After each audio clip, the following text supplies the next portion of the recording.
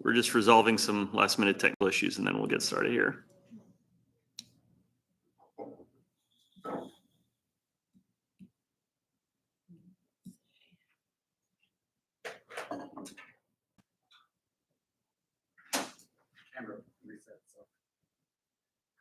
We're on the record though.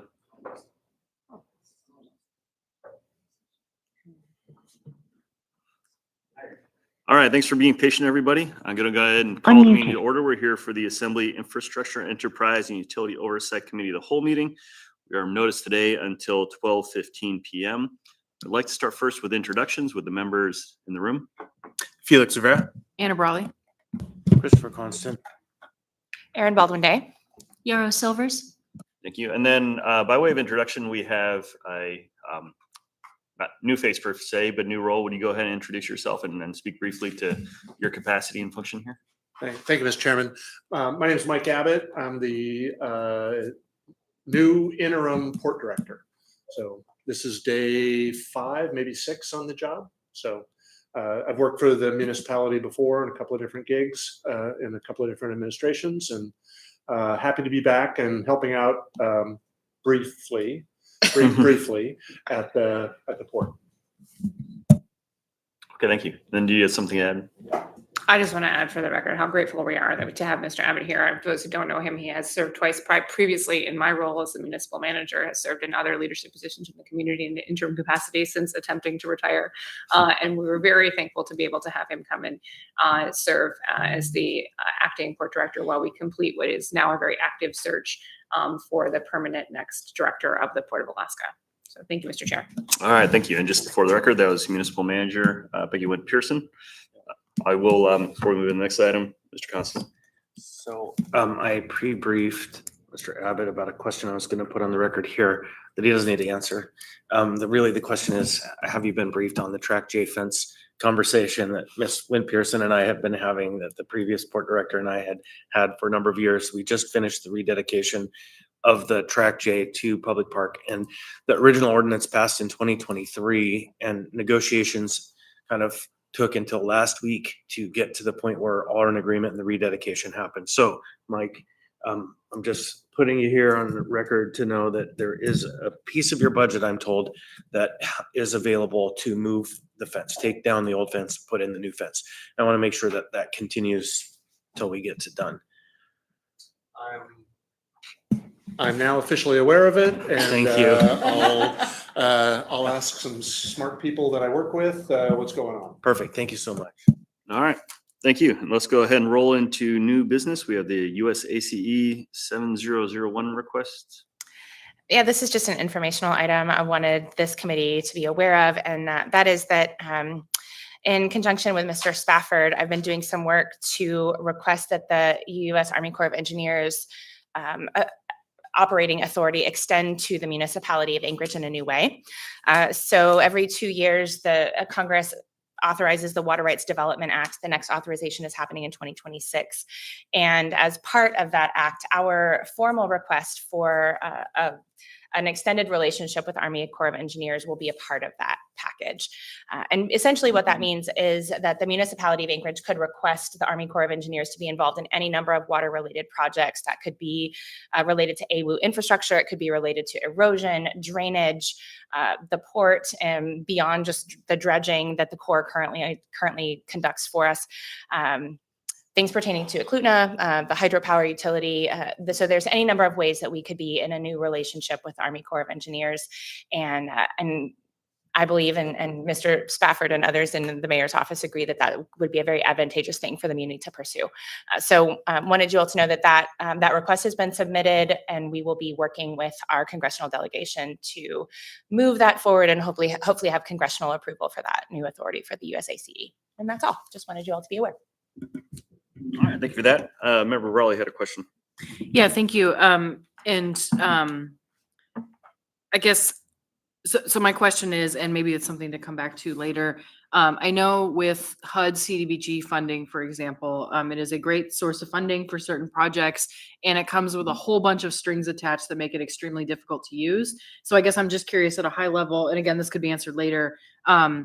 Is there any kind of similar concern or issue with Army Corps of Engineers funding, especially if they're helping us? Like, does it, because I know also federal funds for transportation projects, have a certain level of requirements, and not that it's bad, but just it can make projects more complicated, more expensive. So I'm just wondering, is there a downside to us entering in that relationship, and how would that affect our projects? Through the chair, Member Brawley, I think we could speak about this later on another meeting. More than happy to bring in some SMEs on that subject. But if I look back at past agreements with the Army Corps of Engineers coming in, and I guess I use the one most recently, Port of Nome has an agreement with them where I think it's a 90-10 split on the funding there. And so there are some additional strings attached that we'd have to work through on, like the Port of Alaska project, if the Corps was to step in and take a 90% role, federal funding on that. But it's something that we wouldn't want to do that on T1 now or T2 because it'd probably delay. But looking down the road further, maybe the petroleum terminal and the removal of NES2 and the remaining demolition of cargo terminal 3. And just to follow on to that, it really depends on the nature of the project that we invite the Corps to undertake with us. So if we are leveraging the Corps as a contractor, for example, to do a study, then there's very few strings attached, and that would be more of a pay-for-service agreement. Whereas if we are operating with them under more of a I'm sorry, I forgot your last name. Sorry, Eric Adams, Jacobs Program Manager. Thank you. What Mr. Adams is describing, where there is some sort of a cost share, then there are some other strings attached. But generally, as part of DoD, the Corps does more of their own permitting, which is kind of an interesting thing, an interesting phenomenon. So it would depend on the nature of the project and whether the Corps is operating as a partner or as a contractor. Thanks. Yeah, I think it's just something to understand. And I know that's already true for, like I said, federal DOT money or building to those standards, but we just want to make sure we go into that, especially if we're working with private, if it's some kind of public-private partnership or kind of others who need to be aware of that. Thanks. Thank you. Anything else on this? No, let's keep on rolling. Next item, we have the general PAMP update. Mr. Adams. Thank you. Through the chair, just a note on the agenda here. More than happy to talk about builder's risk and the owner's interest policy for the committee here, but those policies have been in place since August 1st. I spoke to the committee in June and July about them, and they've been in place protecting the city since August 1st of this year. And so going forward, I think we discussed, Chairman, that just have a PAMP status update, and then we'll fill in the categories when we get here, or anything else that you guys would request. So 2 items today. First of all, we're actually going to talk about 2 Port of Alaska operation projects, and I'm just filling in. A number of staff are gone at the port on vacation this week, so I'm going to go through 2 port projects, pretty straightforward, and then I'll give you a PAMP update as well. So, and then we'll also talk about the crane agreements. So the first port project that I've got up there is the fender repair project. Initial base contract was awarded to Swalling for $925,000. We executed a change order 1 to extend the time till December 2025. Then when the port found some PL2 fender issues, and they issued change order 2 for about $293,000. Those are the AMs you have listed there. So currently the total contract value is $1.2 million. The Port of Alaska is requesting a change order authority request of $85,000. And that is basically, if you see the photo up there on the right-hand side, see that beam that's got all the rust on it. When they pulled the fenders out, they didn't expect that to be in that bad of shape. And so there's a change order 3 to fix all that before they put it back in. That cost from the contract is about $55,000. And if you guys approve the change order authority request, that I believe is on next Tuesday's agenda. That's correct. It made the addendum today, so it'll be on the agenda on Tuesday. There will be a remaining change order request for $30,000. And then once that's approved, the port will go ahead and instruct the contractor and approve change order 3. So that's one of the project's requests from the Port of Alaska. Any questions? So to clarify, we're going to see a change order authority request for $85,000 on Tuesday, and then a future request for $30,000, or it will all be in one. The total request is $85,000. There's just the remaining $30,000 after the port executes the $55,000 change order, and that's for welding, steel, and all replacing that rusted steel you see there. So the total request is $85,000.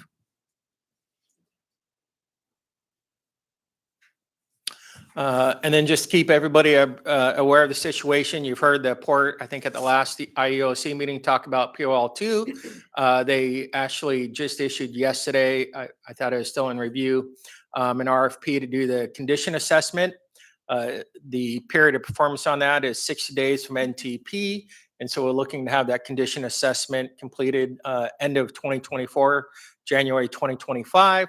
And that's basically going to outline the issues with POL2, the cost to replace those, and just look at that whole facility as one and give the port some additional information to make decisions on. And so that RFP actually just went out yesterday. So I'm assuming the dates are incorrect. We mean kind of 20. Okay. Just checking. Yeah, And sorry, made a mistake. Yep, 2025 6. Yeah. Yeah, sorry. And this thank is you. an RFP for someone to do the work to do the assessment. Yes. Okay. Yeah. Not seeing anything else. Okay. So then those are the port projects, PAMP update. Great photo of the North Extension Stabilization 1. We just completed last week the marine-based dredging. We're completing the shoreline revetment using the stockpile of the armor rock. I'm sure most of you have seen that. And then expected completion here in October. Actually, it's like October 12th. They should be finished up placing the armor rock there. So that's a photo looking south. Terminal 1 construction highlight. We met with Marriott on September 16th. Very good meeting with them. Minimal comments. Still got to go through the review process. Sounds like we're still on track for December, which is in the plan to get it completed. And then also the Marriott grant agreement, which unlocks the $50 million of federal funds to be completed shortly after. Just a reminder that site work is to begin in 2026, and we'll continue off-site inspections for piling that are being built in the lower 48. Just want to give you guys a map of how congested 2026 is going to look. Here's just a snapshot. We're working with the stakeholders on truck routing, parking, and vessel space during construction. It's going to be tight down there, and we're working with the users and trying to address all the concerns. But just a busy snapshot, and we're going to be rolling those out across to all the users going forward. And so there's clear communication and expectations being met. So working with port tenants during construction, one of the highlights of this project is about 150 workers on site. It will create congestion.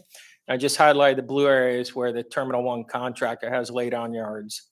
We're going to be right in the middle of port operations during this. So working with the fuel users, Matson and Toad on it, just to make sure everybody's aware. Electrical substation, order of long lead materials, December 2025. Ongoing coordination with utilities. All three contracts, the electrical substation, the MMJV T1 contract, and Chugach Electric. We're meeting Tuesday at 2 o'clock to kind of coordinate everything to make sure we're on track for the August 15th date of 2028 and there's no hiccups. It's our first meeting on that, really positive advancement, and then site work to begin in 2026 on that as well. Mm-hmm. I think I saw that there's an active RFP right now for some part of the microgrid project. Am I correct on that? Through the chair, member Day, Baldwin Day, I can't answer that question right now. I wasn't aware of all those other items, but there might be, if that's called like the best project that you're talking about. I think there was one that was out. I think there was one that was open about 3 weeks ago. And Just a second, member Constant. Thanks. So just a note, as we move towards construction, and I know it's going to be a while before we get pile driving happening, but pile driving is one of the issues that the Government Hill neighborhood has some concerns about. In particular, they're fine. They live up there. They recognize support, but Mike, you might be in a very unusual position for this one. The request to Steve was and continues to be reserved from 6 to 8 a.m. on Sundays, even though it's permitted as time not to be pile driving. One weekend day for 2 hours so that the neighbors can have one day a week to not be hearing and feeling the kind of resonance from the pounding of the piles. And so I know that may come with a cost, but it could be planned around pretty well. And so I'm just kind of reiterating that is, my phone blows up when piles are being driven Sunday at 6 in the morning. Through the chair, Member Constant, right now the contractor is just submitted the baseline schedule and it's showing 6 days a week. But if they fall behind or those items like that, we need to look and work around that and make sure we're responsive to constituents. Yeah, thanks, because I know eventually it will be 7 days because the need to get the job done will outweigh everything. And nobody on the neighborhood will really complain about that, but that 2-hour window is very valuable to people. Yeah, when pile driving, through the chair, Member Constant, when pile driving starts, most of the city is going to be hearing it. And when you live 500 feet away, you Yeah. feel it. Yes, you do. Yeah. I feel it at my house as well.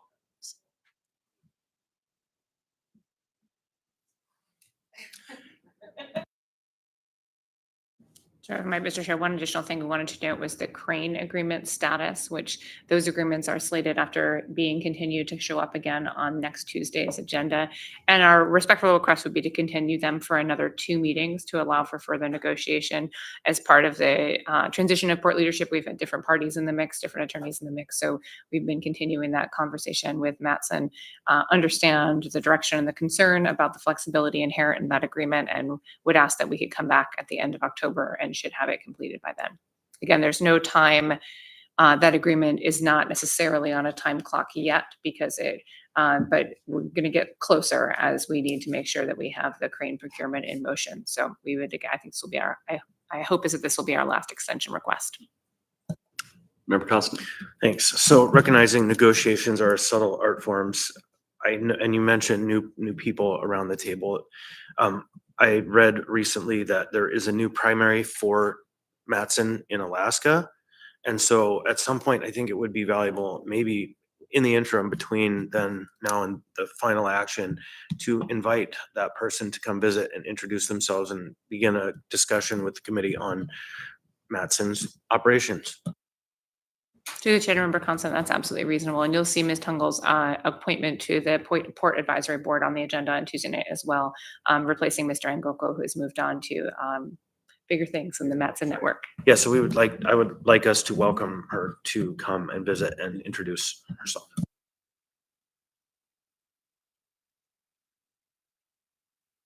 Ms. Baldwin Day. Yeah, well, we have you, Mr. Adams. Do we have any further updates on the PCT and its utility at this point?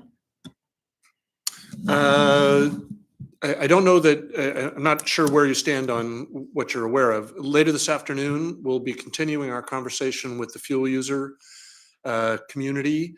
The guidance I have is to put the P in PCT as soon as possible. That I'd like to take credit for thinking of that phrasing, but actually it's the fuel users that want that.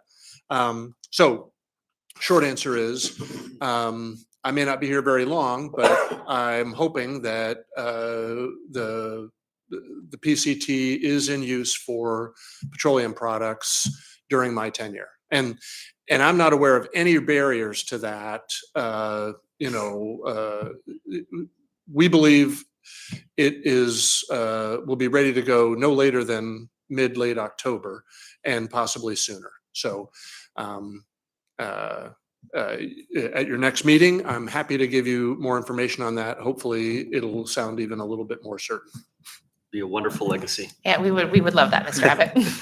Two Member things. Yeah, Constant. thank you. One, if it's early enough, if it's before the 22nd of October, I would ask that we host some kind of event down there, because there have been many kind of fake celebrations of the kickoff. And I would like us to actually get down there the day the first gallon goes, meaningfully commercial gallon, not test gallon. So that's one. And two, speaking about may not be here very long, did you briefly on the recruitment for the port director? Did you already and I just missed it, or do you have any updates? I spoke to it ever so slightly in passing through the chair to Member Constant. I can give you a more fulsome update. The position has been widely posted. We have received more than a dozen applicants that have made it through the initial qualification screening. We're in the process right now of doing first round interviews. Those will likely take for probably the next 2 or 3 weeks. I am traveling to a conference next week, so part of the delay is due to my schedule, but we have a number of people we need to fit in to first round interviews with the selection committee. From there, we'll move to a more fulsome second round process. And what I've been projecting is hopefully that we'll be able to make an offer by the end of October. But our approach to this position has been a search for someone who can carry the PAMP to its completion and really be the voice of the port for the next decade. So I think that search merits some time and consideration. So we're again, we're taking that approach as we move through the applicant process. So that just puts some color to Mr. Abbott's quote, "I may not be here very long, but I will do this one thing." And so that and the fence on track J. So thanks for giving us that timeline or sense of time. Obviously, things could change depending on what happens. And I would add as a caveat to that, again, to member Constance, who's the chair, that's our timeline, hopefully, to get to an offer. We're looking at people who are in positions of leadership clearly right now in their professional trajectory. So there may be some, I think realistically, we should have someone in place at the port by the end of the year. Roger. But so we're, again, looking at just our timeline, but accommodating the fact that we're looking for someone who really has the leadership skill and thus isn't currently in a leadership position. And if they say yes on October 30th, it doesn't mean they can start November 1. Point well taken. And Mike, sorry. Doesn't look sorry. He's sorry. Anything else on the PAM? No, Chairman. All right, thank you. I'd like to invite Ewu to come up here for our next update. I'll just kind of note, understanding items here, there will not be an update from SWS this month, so time is yours.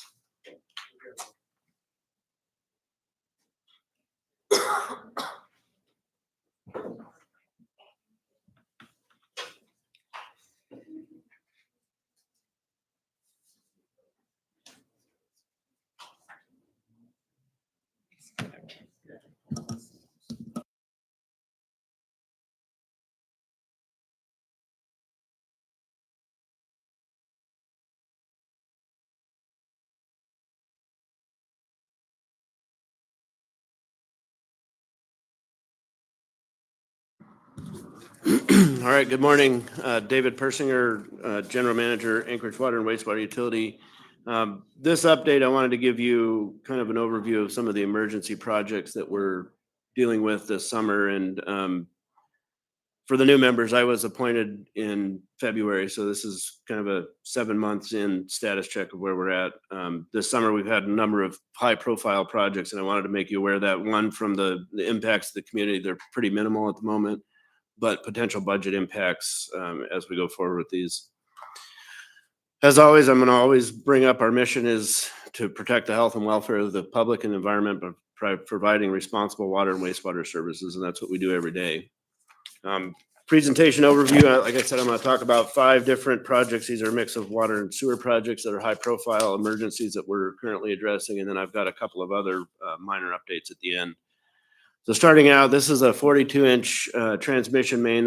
When I was here last month, I briefed on AWW projects. One of the capital projects I talked about was the new facility that you see going in right next to Bass Pro Shop, kind of in the woods there. That's a new pressure regulating facility that provides our main flow into downtown and the Port of Alaska.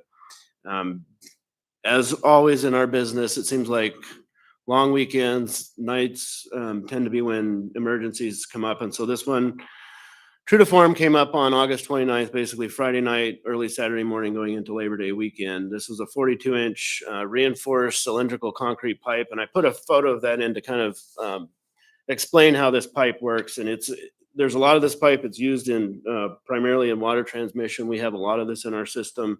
It's really good pipe. It's very stable as long as there's no damage to it.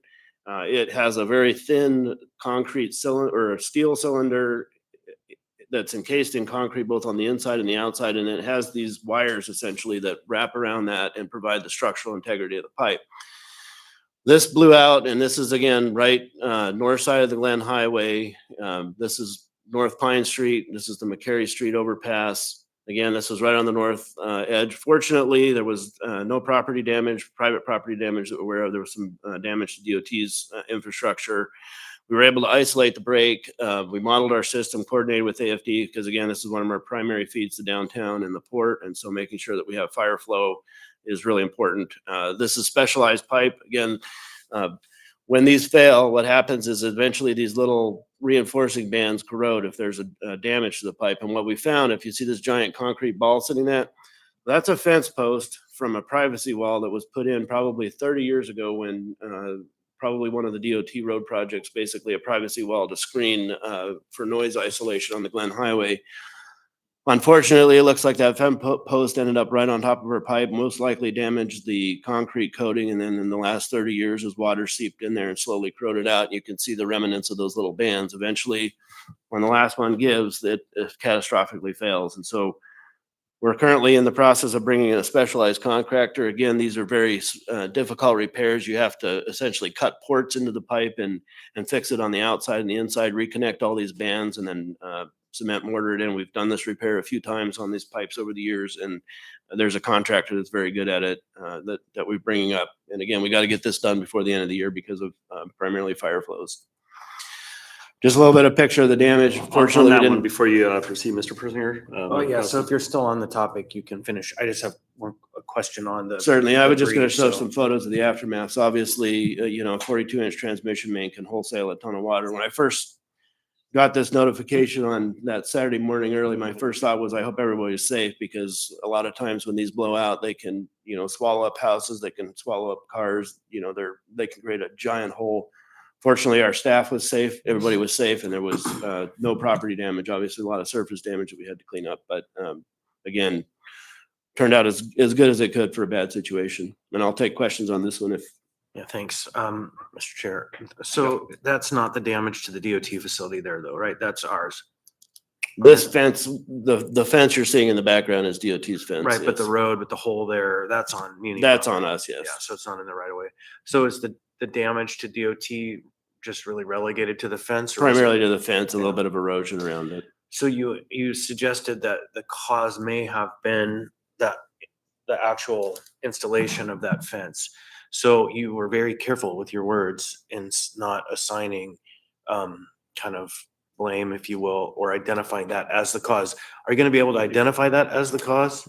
Potentially, but again, this is a project from a long ago. You'd have to go back and see if locates were done properly. Did they notify us that they hit something? Again, that's why we got to do locates, and these things they happen periodically, and 30 years was a fairly long time. We will explore that. Interim, we got to get the pipe fixed and get it back in Obviously, service. but- right. And thankfully, it's just a fence. I was concerned Yeah. that the damage might have been to the roadbed or other elements that could reach into a significant cost factor. But yeah, if it's, a couple $1,000 on a $500,000 project, it's probably Yeah, not worth and- the fight.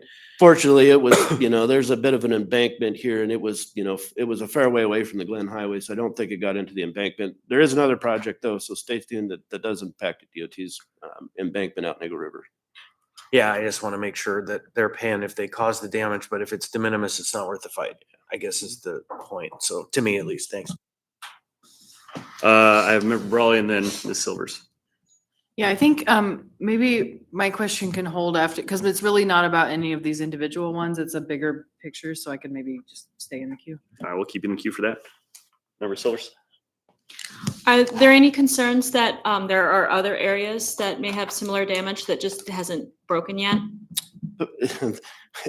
In this line of work, there's always unknowns that we Right, like is juggle that every water day. line, does it continue It- to run under the fence? No, or does it it go a actually, different it makes direction? a turn. It essentially comes there and makes a turn and actually is on the Glen Highway side of the fence Okay. so I think in that area, it's probably good. But, our system and Anchorage is fairly young. If you compare us to, East Coast utility, they're going back 500-600 years. We're going back 100 years, but even in 100 years, a lot of things can happen. And, we have 1,600 miles of pipe, stretched from here to Portland. So there's a lot of miles of pipe for somebody to Yeah, do I was just something concerned about that inadvertently. particular one, if Yeah. it turned away or if it continued along the fence line. Thanks. And then And continue. I'm sorry, I had myself in the queue. Sorry. Lots of questions. What is the impact to water service? Either So- now or as the repairs happen? So we have, like I said earlier, we modeled that. We have redundant feeds. That is our primary feed to downtown, but we've modeled that and we coordinate with the fire department dispatch. So we have wells in that area. For example, if there was a fire in Mountain View, they contact us, we would bring another asset online. So fire flow is our main concern on this really is, and that's why we want to get it fixed before the end of the year or before the snow flies. So it seems the short answer then is that we have some contingencies, but perhaps there are currently fewer resources available. There are for fewer firefighters in resources the neighborhood. available. We're mitigating those risks with the fire department. Okay, well, I'm glad you guys are moving quickly. And then keeping in the same vein of important events, so August 14th, that was right before the presidential visit that happened in August over at Joint Base Elmendorf-Richardson. However, this was over at Anchorage International Airport, and there was a lot of traffic in and out of that. This was a sewer line. This is a trunk sewer line. It's a 21-inch concrete sewer line. We were notified on the evening of August 14th that there was a backup in that. It didn't overflow, but there was flow restrictions. And so we immediately mobilized out there. Unfortunately, it was on the airport side of the fence. So all of the airport security protocols were in place, as well as this presidential visit, which of course made me quite nervous with having a large production going on at the airport while there's dignitaries in town. What we ended up finding was that, and I think we're speculating this probably goes back to the 2018 earthquake, because you remember the international airport interchange right off Minnesota collapsed pretty significantly. If you draw a line kind of through where that is and look at the materials, I think this was probably remnants of the earthquake, and over time it finally got to the point where it caused a problem. But essentially what happened is we had severe floating of the pipe, and so we eventually had reverse grade. So instead of the pipe coming into the manhole going downhill, it was going the other way, right? So you have basically a hump, and that the sewage couldn't get through that. We immediately set up bypass pumping, so we didn't have an overflow and we could control the sewer. Again, it's a 21-inch sewer trunk main, carries quite a bit of flow. Mobilized our term contractor, opened it all up. We were able to install a new manhole and replace several sticks of pipe and get it essentially temporarily repaired so that we could get it back up and flowing and get the bypass pumping out. And then we'll program a future capital project to do a permanent repair. Our preliminary estimate, again, I threw some numbers on here. These are, slightly better than a bar napkin, but not a whole lot because we're still in the middle of this. We're estimating somewhere around $250K on this one for the temporary repair. And then the permanent repair may be significantly more because we've on these trunk sewers, and we've not in this particular area, but other areas where we have really bad materials, we've actually had to put pilings in and put the pipe on pilings to keep it from sinking because the material is so bad. So more to come on that. That'll be programmed into a future capital project, but this one is complete, at least for now. I think Member Constant had a question on this, and then we'll go to. Yeah, and I think you just kind of answered it, but I want to just put a real fine point on it. Both this and the previous project, are there any projects coming forward that we'll need to take action on? Not at the moment, but there will be in our future CIP. One of the things that we have every year in our capital improvement program is it's an emergency project fund, and those are for these types of projects, as well as if DOT or project management and engineering is doing a project and we want to replace something. So we have a capital fund pool, but these emergency projects are eating that pretty heavily. There's also some of these that are falling, like the 42-inch that's operating because it's a isolated break. We're not replacing pieces of pipe, so that would be an operating cost. So we're working very hard on both the capital and operating side right now. Part of the reason why I'm presenting these is there is a possibility that towards the end of the year we may be coming for a supplemental appropriation, both either on the capital and or the operating side. So in the future, we may hear you say, we briefed this item and now we're asking for a supplemental appropriation to fill the hole. Yeah. And we're being very judicious going through our budget, Yeah. looking at ways we can reduce things. But again, Understood. we're facing some pretty significant emergencies. Yeah, no, particularly that's this it. I just season. wanted to verify what we might see and when. That was what I needed. Thank you.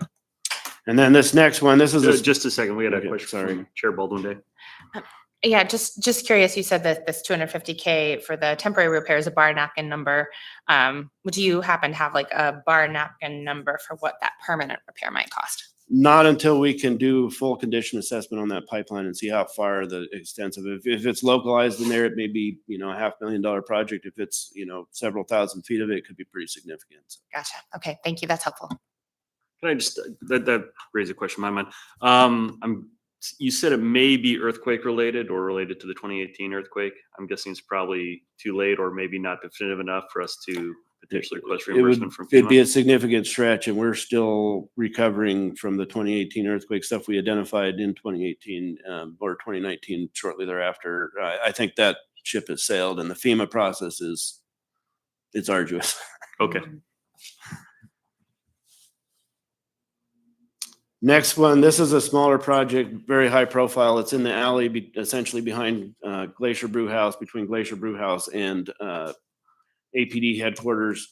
The alleys downtown are phenomenal for packing a lot of utilities into a very small corridor. So we have water, sewer, there's electric, communication, gas, all of that runs through there. So it's essentially a spaghetti of utilities. It's fairly old, original Anchorage piping.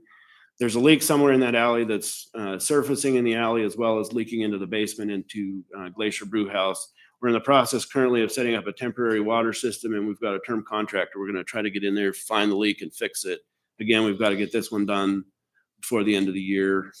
Our preliminary cost, again, very preliminary, somewhere around 150K, but this is very exploratory. And again, anytime we do work in the alleys, it's challenging at best. Member Constant. Thanks. So interesting question I never really contemplated. In the urban core, in these dense areas, I don't know how the property line question works. So in a less urban area, even close to downtown in the old kind of neighborhoods, the cost depends on where the break is and who pays. And so like in this case, the property lines probably go to the midline of the alley, but the utilities are kind of in that gray area. So in this case, is this a public expense or is this? I think in this case, it's public. I think it's the property lines, again, on those alleys are a lot of times almost at the face of the building. I mean, we may have a key box right up against the building, but that's the property line, right? So yeah, even though it probably is right to the midline of the right of way, there's a functional property line at the building line. Okay. Thank And you. there's, I don't know if you've ever been out, it's actually kind of interesting, those basements down under those buildings. Right. It's very interesting. Yeah. Some of the restorations have been Be a good place to film a show. At something some scary. sort. Yeah. Right. Moving on back out to Eagle River again, this is probably another potentially earthquake related. During the 2018 earthquake, we had a major failure. Actually, the worst failure we had of the earthquake. It actually drained the reservoir at Bruning, was on this pipeline essentially that feeds across Eagle River down into where the Highland Mountain Correctional Facility is. During the earthquake, there's also a pedestrian underpass under that. Our pipeline goes right next to that. It's basically a culvert that completely failed, folded that culvert up, and basically destroyed the pedestrian underpass during the earthquake.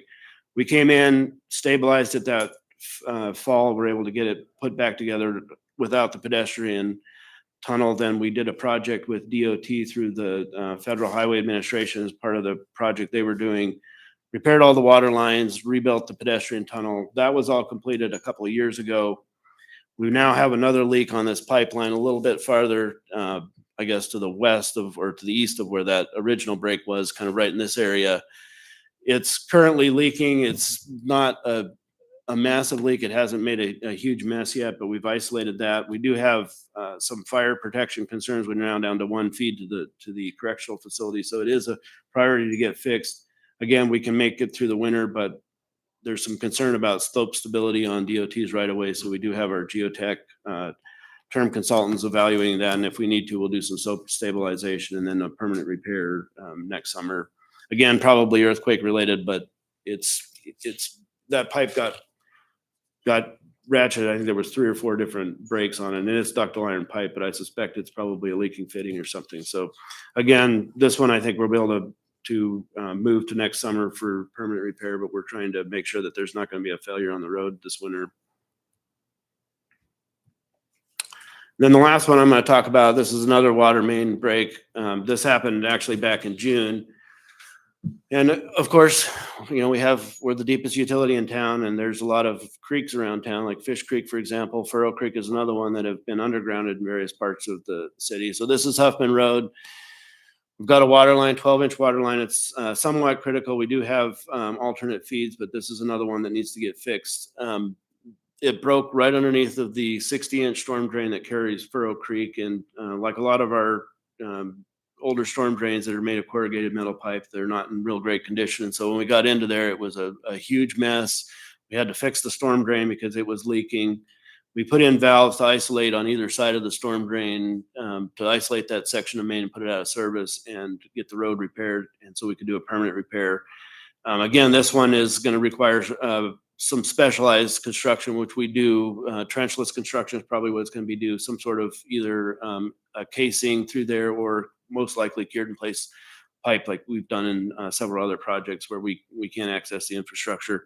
Again, we've modeled this one. We're monitoring it. And we can move this one into the 2026 construction season. So again, no customers out of service, some reduction in redundancy on fire protection, but we have made arrangements with the fire department, make sure that we're providing what they need.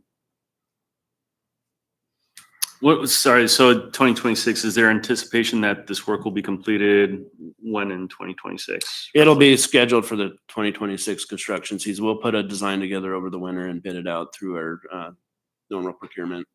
Okay, I'm not thinking exactly where this is, but I just know that a lot of that neighborhood is very vulnerable to the wildfire hazard. No, it's basically, it's in the kind of the, I don't know if you call it downtown Huffman Cars area. Okay. You know, the right just west of the new Seward Highway. Thank you. Member Costa had a question. Thanks. Dave, so you just given us kind of a list of half a dozen or so breaks and repairs. Are we on track average year for breakage? Are we increasing? And do you have a year over year kind of analysis to see? It kind of gets to, I think, either Ms. Silver's or Ms. Baldwin's question, is this normal? Is there more to be expected? Where are we going? So to answer your question, we do track that. We do track number of breaks. That's one of the metrics we use. After the 2018 earthquake, we had a boatload of breaks. I think we had 56 in the first 36 hours. Yep. So we had a huge downturn in breaks after that. I think we found all the problems at that time, shook loose. Now we're seeing an uptick. I think this year is more back to probably what we used to see, somewhat normal. We have these are, high profile ones. We have, smaller ones that happen all the time and then programmed repairs that we do as well. But one of the things that I'm doing as part of our strategic plan is getting, one of the things that we've fallen behind on in the last several years is getting our master plans, like our water master plan, wastewater master plan, facility plans completed. Those drive future projects. They look at regulatory, they look at condition, they look at, things that need to be replaced. Getting us back in our strategic plan has got a roadmap to get us back. In fact, we're wrapping up our water master plan this summer, and the assembly recently approved the wastewater master plan. That was up a couple meetings ago. So it would be great to see some kind of, minus the outlier of 2018 to 2025, that kind of annual historic breakage. And obviously our system is growing, but it's also aging. And I think that's really good, the strategic planning process. In a number of different domains across the community, the assembly members have been asking about how department heads are producing their proposed CIP and CIB projects. And so it might be helpful to provide some kind of summary of this, how you're doing this, because we see all the projects together. We see then a screening of the departments, narrowing that list, and then members kind of feel boxed out because A, they don't understand, and B, it feels like the decision's already made, but for a yes vote. And so I think some help a way for us to help you is give us that information, how you're making those decisions. And it sounds like the strategic planning is part of it. So thank you. The strategic plan is driving the strategy, but we can give you an update on how we prioritize projects and whatnot. That'd be a great IUFC presentation, maybe after the first of the year with budget, getting through budget. I think it could be like a Department of Palooza where the various departments all kind of simultaneously work with us and provide that presentation. How do you make these decisions? Because I think the members are seeing the final products and not the sausage making, and they have questions. Had a question from Member Brawley. Yeah, I think also looking big picture, I'm curious, I guess there's a couple different pieces of it, and I appreciate that you mentioned the strategic plan. I'm wondering, excuse me, has there been recently a system-wide condition assessment or something that kind of, because I know the school district has their number of $1 billion of deferred maintenance. I know, our road projects have similar, like what is, not necessarily what is the number, but kind of what is the known set of issues right now? So to answer that question, as part of our facility planning, we do condition assessment, and we do that all the time. In fact, we have on the wastewater collection system, we have a crew that's dedicated, CCTV crew. A lot of that is responding to areas where you have issues in the system to look at and see, but they also do condition assessment, and that drives into how we program projects. On the water side, we've talked about the number of breaks. So we map those. And so if we have a neighborhood, a street that we have a ton of breaks on that we're having to go there all the time, we start looking at that. It's probably ripe for replacement, right? Are we where I want to be yet? No, but we're going to get there. I'm also wondering more specifically, as we see more freeze thaw cycles, we know what that does to road surfaces. And I also know there can be a connection between road drainage and kind of the road subsurface that affects the road.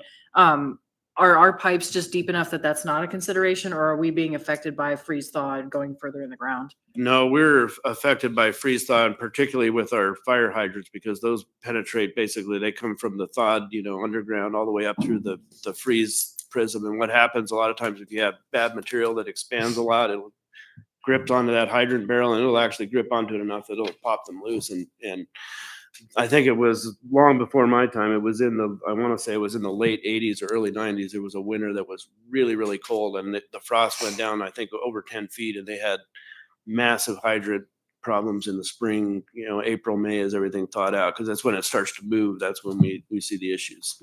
But yeah, we do have frost, and there's places where frost will penetrate all the way down 10 feet, where essentially our pipes have a thaw bulb around them, and from the water moving keeps it thawed. But Okay. And then I two other quick questions, or I guess one is more of a request. It's in line with what Mr. Constance said. I think it'd be helpful to also understand what the financing mechanisms are, like because I know repairs, I imagine, are within the utilities purview. We don't bond for these in the same way that we do road projects. So I think it'd be helpful to understand kind of what's within the scope of what we can fund in theory, and then what are things that are outside of it, because we know there's not a lot of funding for that. I think that's a very ripe conversation, big picture. And then more specifically, I remember years ago learning, again, in the kind of road and bridge infrastructure world, about remote sensing technology. And a lot of that is really so that you don't have to go send a person. And so I'm just wondering, does AWO use any of that, like little sensors that are in the system? I know you said we have so many miles of pipes. And I know the upfront cost of doing that is probably expensive, but then can save potentially money and time. So just curious, if that's something AWO uses, is that something that is in, your set of toolbox, I guess, or is there a reason why we wouldn't do that? So to answer your question, our supervisory control and data acquisition system, which is our instrumentation system, our operating technology that's isolated from the internet, that operates all of our system. We have sensors in a lot of our remote facilities, like our pressure regulating valves, where we're looking at pressure transients as well as flow. And for example, the Sago River leak, well, that one was discovered because we were seeing excessive water loss. And so we went out to investigate it. We noticed that one of those stations was flowing way more than it should have. And so we went and investigated, found the leak. So we do use those as well, as it feeds into how we program and look at where we have issues. And super quick follow-up, are there any that are along the pipe network, or are they all kind of at facilities or major valves? They're generally at facilities, major valves, but we have over 200 remote facilities. So all of our, including a pipeline, for example, every vault on that has got instrumentation. All of our major, any place where we're breaking pressure, all of our pump stations. All right, just a second, Mr. Constance. I have Chair Baldwin Day. What was my question? You can come back. Yeah, how just going back to the tracking of the breaks in the water system, how many breaks are somewhat normal on an annual basis? I do not have that number on the top of my head. I apologize. I can get that to you. Member Costa. Yeah, thanks. On the topic of fire hydrants, since they came up, I've been noticing a number of bagged fire hydrants that have sat for a couple of years and they're out of service. And I don't understand the process for reinstating, removing, ensuring that the neighborhoods that have those bagged hydrants actually are protected. And so can you give us just a brief insight into that? And maybe it's topic for another day if it takes more time, but No, I can give it real quick. So for fire hydrants and for all of our infrastructure key boxes, we have a backlog of excavations. We can't keep up with. We have, a prioritization. So things that are impacting customers, being able to get somebody water service to their house, for example, that's a high priority. Fire hydrants is another big, very high priority. When we take a hydrant out of service, we look to see if that hydrant has another one within, a certain radius. And I think it's about 300 feet is the requirement. I want to say it's 300 or 400 feet for the fire department. So if we have a neighborhood that's got, a bunch of hydrants going out of service, we may keep that one out. And so we evaluate those. We also, those are all mapped they're on the muni maps as well. You can see those. We try to get those back in service as quickly as we can. But again, we have backlogs. And so if we have, one right next to it, then that plays into that. The other one that we have is we have about a dozen of the really old hydrants, particularly in downtown. And we have a project, I think, in 2026 to replace all of those. And those are ones that are probably, you may have seen bagged because some of those have failed and we don't have parts to replace them. So yeah, I don't see those ones bagged in the downtown. Maybe people just tear the bags off.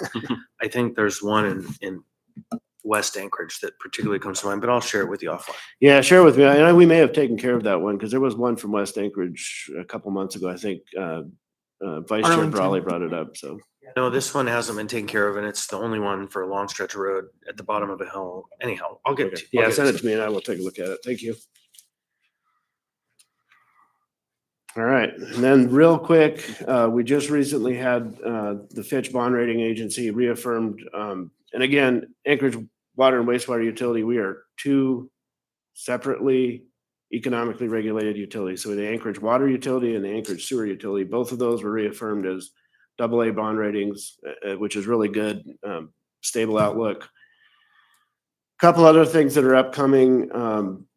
We've recently, and Mr. Constant, I believe you asked about this at the last IEOC meeting. We've recently submitted the Aspen Water Pollution Control Facility permit application and a biological evaluation to Region 10. I would like to schedule a work session with our permit integrator to give a joint briefing between the assembly and the administration at some point here in the next couple of months.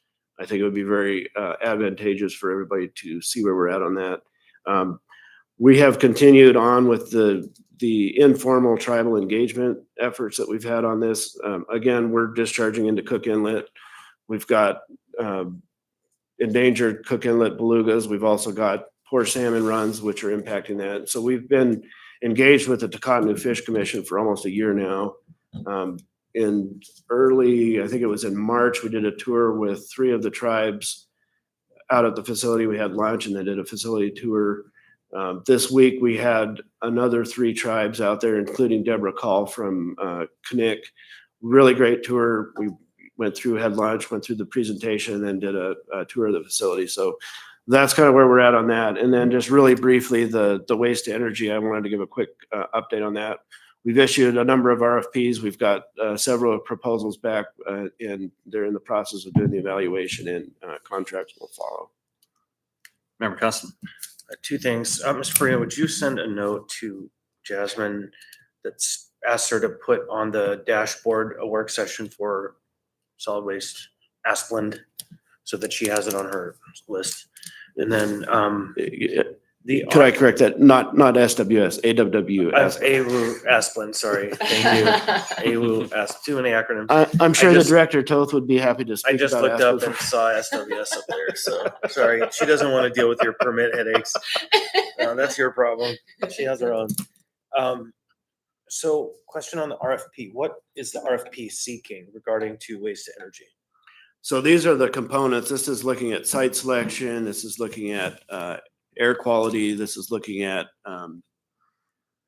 basically all the components that go into kind of getting us to where we are getting the project to where we can say, is this viable or is it not, right? So it's looking at different sites, it's looking at what are the air requirements, a big part of that is the financial viability as well.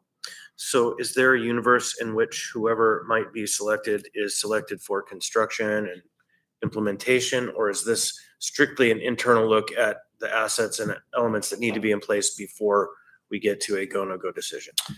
This is the basically the making the sausage to get to the go, no go decision. This is not construction contracts. These So are, it's unlikely that whoever wins this will be the follow-on bidder for whatever award. that's correct, yes. Right. And these are targeted at local Anchorage-based, community-based contractors. Thank you.